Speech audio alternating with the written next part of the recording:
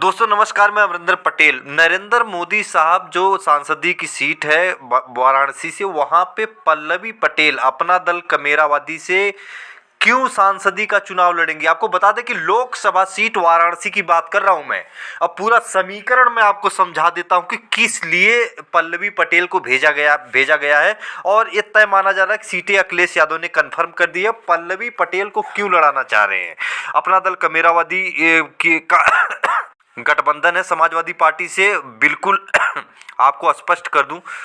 सबसे पहले समीकरण को समझना जरूरी है। नंबर एक बात कि पल्लवी पटेल की बात कर रहा हूं तो मैं वही पल्लवी पटेल जो कुर्मी समाज से आती हैं, और कुर्मी समाज का वोट बैंक अगर उत्तर प्रदेश में ओबीसी में माने तो दूसरे नंबर पे सबसे पहले 12 से 14% यादव समाज है ओबीसी में, सबसे ज्यादा उनकी जनसंख्या। उसके बाद दूसरे नंबर पे मानक ये मानते जो जनसंख्या मान्य अगर किया जाए, मानक जो है दूसरे नंबर पे 7 से लेकर 9%, 7 से 8% के आसपास उत्तर प्रदेश में कुर्मी समाज है। दूसरे नंबर पर ओबीसी समाज में आता है।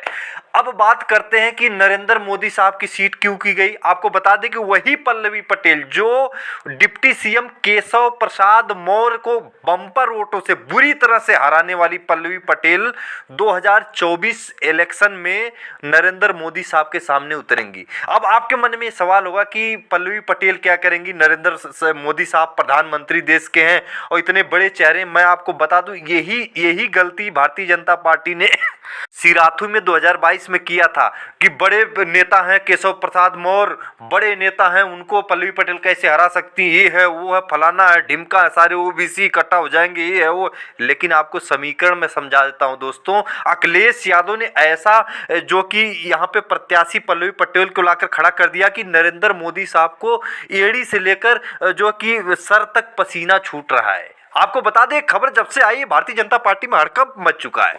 सबसे पहली बात, यादव समाज वहां पर काफी बाहुल्य है। उसके बाद आपको बता दें कि वाराणसी सीट का जो समीकरण है, कुर्मी समाज की जनसंख्या बहुत अच्छी खासी वहां पर है।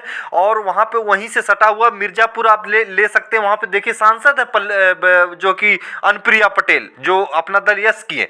वाराणसी में यादव कुर्मी और साथ में मुस्लिम समाज का जब एकजुटता एक मुश्त होगी, आपको बता दें स्पष्ट मैं बोलता हूं, कुर्मी समाज वाराणसी में नरेंद्र मोदी साहब को वोट देता है। लेकिन पल्लवी पटेल आएंगी, एक भी वोट इधर उधर जाने के लिए कतराएगा। पल्लवी पटेल बड़ी नेता है, उत्तर प्रदेश की राजनीति में एक बड़ा फोकस जो है कि कुर्मी समाज में रखने वाली नेता है। और पिछड़ों की बात करने वाली, दलितों की बात करने वाली, बौद्धिस्ट अपने आप को मानने वाली पल्लवी पटेल, जिस तरह से ये समाचार जब से एक खबर आई है, ये अंदरूनी जो खबरें समाजवादी पार्टी सूत्रों से और अपना दल कमेरावादी सूत्रों से जो ये खबर आई कि पल्लवी पटेल को नरेंद्र मोदी साहब के सामने खड़ा किया जाएगा, भारतीय जनता पार्टी में हड़कंप मच चुका है दोस्तों। आपको बता दें कि वहां पे जो ओबीसी वर्ग है, आपको जिस तरह से लगातार मैं बता रहा हूँ 69,000 शिक्षक भर्ती, जाति जनगणना, और जिस तरह से सरकारी संस्थाओं को प्राइवेट कर दिया ताकि बाबा साहब भीमराव अंबेडकर का संविधान अपने आप खत्म हो जाए, किताब से खत्म करने की कोई जरूरत नहीं।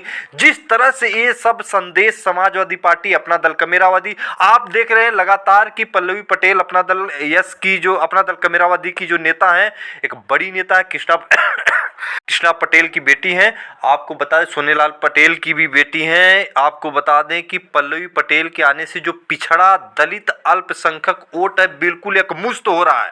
और सिर्फ सवर्ण समाज के वोट से आपको बता दें कि उत्तर प्रदेश की राजनीति में जो कि नरेंद्र मोदी साहब नहीं जीत सकते। इस चीज को मान के आप रखिए। यही गलती, यही बड़ बोलापन जो है कि केशवदेव मौर्य बोल रहे थे जिस समय 2022 में पल्लवी पटेल खड़ी हुई थी, और वही बड़ बोलापन फिर बीजेपी बोल रही है। लेकिन बहुत बड़ा झटका लग सकता है, इतना मान के चले। इस तरह का समीकरण बनारस में बनता हुआ नजर आ रहा है। एक मुश्त वोट जो है कि समाजवादी पार्टी पिछड़ा दलित अल्पसंख्यक एक मुश्त होता हुआ जा रहा है। और खासकर जो कुर्मी यादव और मुस्लिम तो एक पटल पर दिखाई दे ही रहे हैं। और साथ में वहां पे साक सैनिक कुशवाहा का जो वोट है वो भी एक मुश्त जो है अपना महान दल और स्वामी प्रसाद मौर्य के थ्रू वो स्विंग करता हुआ जो कि बनारस वाली सीट पर पल्लवी पटेल की तरफ अग्रेसिव होता हुआ दिखाई देगा। ये बहुत बड़ा जो कि डेवलपमेंट समाजवादी पार्टी की तरफ से है। अब सीट या तो बदलनी पड़ेगी नरेंद्र मोदी साहब को, या तो कुछ उतार चढ़ाव करना पड़ेगा, नहीं तो ये मुकाबला जो है इतना कांटे का है कि भारतीय जनता पार्टी के जो 80 जो मंत्री हैं, जो विधायक हैं, उनके पसीने छूट जाएंगे नरेंद्र मोदी साहब को जिताने के लिए। तो बहुत बड़ी अपडेट है। फिर मिलेंगे अगली वीडियो में, तब तक के लिए नमस्कार।